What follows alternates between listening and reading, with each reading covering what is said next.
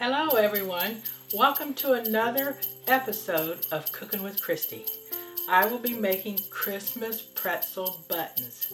This recipe was passed down to me by my sister Susan.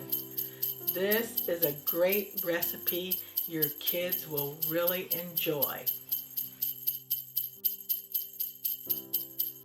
Here's what you'll need. One 16-ounce bag of Kroger Mini Twist pretzels, one 38-ounce M&M's milk chocolate red and green Christmas candy, 2 bags of Rolo chocolate caramel candy unwrapped, and 2 bags of Hershey Kisses unwrapped. Preheat oven to 170 degrees.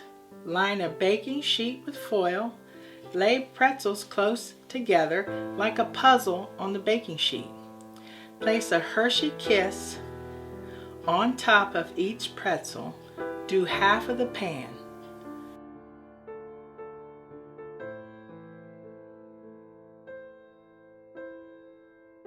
The other half, place a Rolo on top of the remaining pretzels.